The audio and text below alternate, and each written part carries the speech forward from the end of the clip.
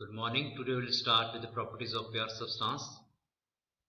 We will start with a topic that is some consequence of saturation and temperature and saturation pressure dependence. These two are dependent on each other. So we mentioned earlier that a substance at a specified pressure boils at the saturation temperature corresponding to that pressure. This phenomena allows us to control the boiling temperature of the substance by simply controlling the pressure. Means if you control the saturation pressure, you can control the saturation temperature of the substance. So it has numerous applications. Below we give some examples. The natural drive to achieve phase equilibrium by allowing some liquid to evaporate is at work behind the scenes. We will discuss this example. Consider a sealed container of liquid refrigerant R134A is in room temperature at 25 degrees Celsius. If the can has been in the room long enough, the temperature of refrigerant in the can is also 25 degrees Celsius. Now, if the lid is opened slowly and some refrigerant is allowed to escape, the pressure in the can will start dropping until it reaches the atmospheric pressure. So pressure will be equalized. If you open the container, the gases will start to come out of the can and they will become equal to the atmospheric. If you hold the can, you will notice its temperature dropping rapidly and even ice forming outside the can if the air is humid. So you will see that outside the can some amount of ice has formed. A thermometer inserted in can will register minus 20 degrees Celsius when the pressure drops to 1 atmospheric, which is the saturation temperature of refrigerant at that pressure. Means inside the can the temperature now will be minus 20 degrees Celsius, and that is the saturation temperature corresponding to that 1 atmosphere pressure.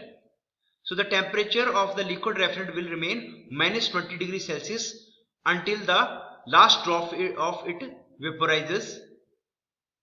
Another aspect of interesting physical phenomena is that a liquid container vaporizes less unless it absorbs energy in the amount of latent heat of vaporization, which is 270 kilojoule per kilogram for refrigerant. Means this much amount of heat the refrigerant had gained from the atmosphere, also 270 kilojoule per kilogram from the atmosphere.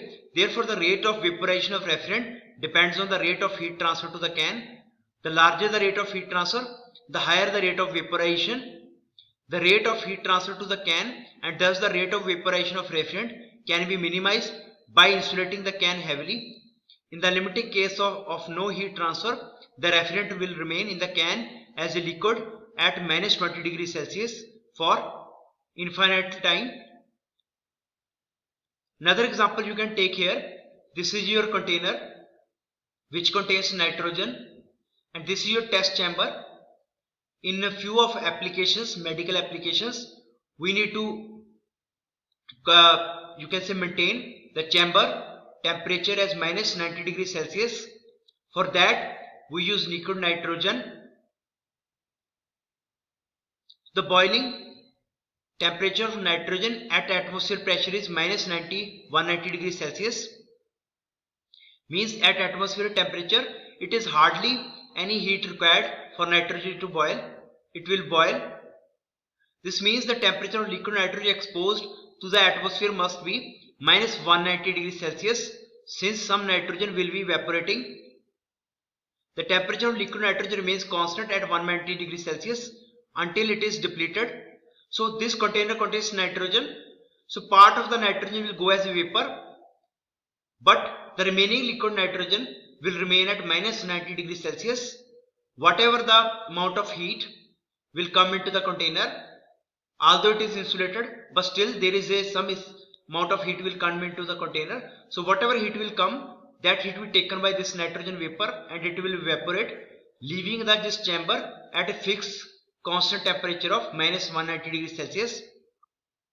The temperature of liquid nitrogen remains constant at 190 degrees 96 degrees Celsius until it is depleted. For this reason, nitrogen is commonly used in low temperature scientific study such as superconductivity and cryogenic application to maintain a test chamber at a constant temperature of -190 degrees Celsius. This is done by placing the test chamber into a liquid nitrogen bath that is open to the atmosphere. Any heat transfer from the environment to the test section is absorbed by the nitrogen, which evaporate isothermally. Isothermally means this temperature of this chamber will remain same and keeps the test chamber at a fixed constant temperature. The entire test specimen must be insulated heavily to minimize heat transfer and thus liquid nitrogen consumption. So this chamber is insulated so that we can decrease the amount of consumption of nitrogen, because whatever nitrogen will evaporate, that is the loss of the nitrogen. So liquid nitrogen is also used for medical purpose to burn off unsightly spots on the skin. This is done by soaking a cotton swab in liquid nitrogen and wetting the target area with it. As the nitrogen evaporates, it frees the affected skin by rapidly absorbing heat from it. A practical way of cooling leafy vegetables is vacuum cooling, which is based on reducing the pressure of sealed container chamber to a saturation pressure at desired low temperature and evaporating some water from the products to be cooled. So when the vapor evaporates from the products, so it will take the latent heat of vaporization from the products and lowering the product's temperature. So the heat of vaporization during evaporation is absorbed from the products, which lowers the product temperature. You can see in this diagram. So cooling starts from here and up to here. You can see pressure is lowered, temperature remains fixed 25 degrees Celsius, and at this point, when you further decrease the pressure, what will happen? The temperature start to cool down because of whatever the vapors had evaporated, they had taken the heat from the vegetable itself. So this is an example of vacuum cooling because we are maintaining the temperature low. In vacuum cooling, there are two distinct stages. In the first stage, the products at ambient temperature, say at 25 degrees Celsius, are loaded into the chamber and operation begins. The temperature in the chamber remains constant until the saturation pressure is reached, which is 3.70 kilopascal at 25 degrees Celsius. So up to this point. So when this pressure is reached, if you further lower the pressure and the corresponding low temperatures until the desired temperature is reached, vacuum cooling is usually more expensive than conventional refrigerated cooling, and its use is limited to applications that result in much faster cooling. Products with large surface area, permeable mass, and a high tendency to release moisture, such as spinach, are well suited for vacuum cooling. Products with low surface area to mass ratio are not suitable. So with the products, those have low surface area and the mass is more, they are not suitable because whatever the water is evaporated, that evaporated from the surface of your product. So larger is surface area, the better is the chances of the cooling, especially those that have relatively impervious peels such as tomatoes and cucumbers. Some products such as mushrooms and green peas can be vacuum cooled successfully by wetting them first. Vacuum cooling just described become vacuum freezing. So this same process which is used to just cool down the fruits or vegetables, the same process can be used to produce ice. In this container you can see this is your vacuum pump to produce vacuum. So air and vapor will come from this side. So when the pressure decreases in this chamber, the vapors start to form. Whatever the heat this vapor will take, they will take from this liquid water and lowering the temperature of this liquid water, and this water will convert into ice. So the vacuum cooling just describes become vacuum freezing if the vapor pressure in vacuum chamber is dropped below 0.60 kilopascal. Now 0.60 kilopascal is the pressure. At this pressure, water will freeze at 0 degrees Celsius. The saturation pressure of water is 0 degrees Celsius. The idea of making ice by using a vacuum pump is nothing new. Dr. William actually made ice in Scotland in 1775 by vacuuming the air in the water tank. Next we will start with the property diagrams for phase change process. The variations of properties during phase change process are best studied and understood with the help of property diagrams. We develop temperature volume, pressure volume and PD diagrams for pure substances. First we will discuss temperature volume diagram. The phase change process of water at 1 atmosphere was already described in the last section. So this is a temperature volume diagram at 1 atmospheric. Now we repeat this process at different pressure to develop TV diagram. Means we will repeat the same process at different pressure, 2 atmospheric, 5, 10, 20, 30 and so on. Let us add weights on the top of the piston until the pressure inside the cylinder reaches 1 megapascal. So in this diagram here 320 you can see we had put a weight on the piston and the pressure has reached 1 megapascal. At this pressure water has somewhat smaller specific volume than it does at 1 atmosphere pressure. As heat is transferred to the water at this new pressure, the process follows a path that looks very much like the process path at 1 atmosphere pressure, but there are some noticeable differences.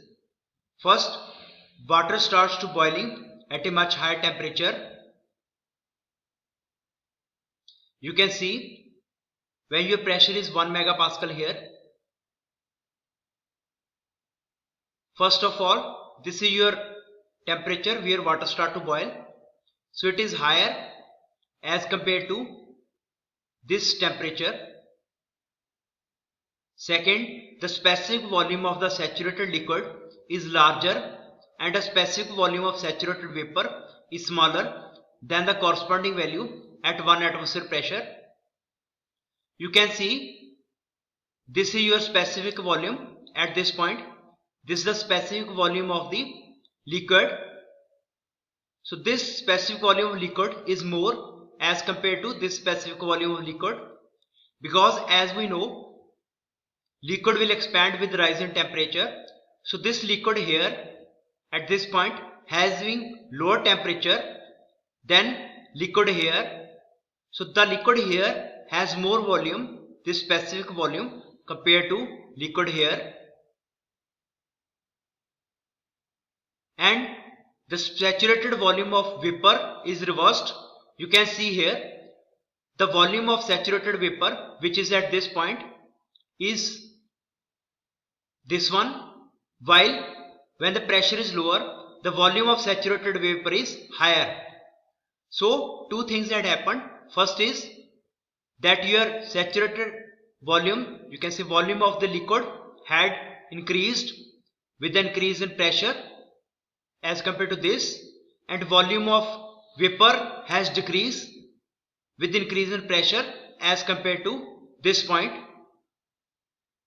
As the pressure increases further, the saturation line continues to shrink and it becomes a point when the pressure reaches 22.06 megapascal for the case of water. This point is called the critical point and it is defined as the point at which the saturated liquid and saturated vapor states are identical. You can see in this diagram, this line is your saturated line. So this is also saturation line with rise in pressure from 0.01 as your pressure increases up to 8 and 15. So this line start to decrease. Here it is smaller, then it will decrease, and a point will come where this saturation line almost diminish and your volume of liquid is become equal to volume of the steam.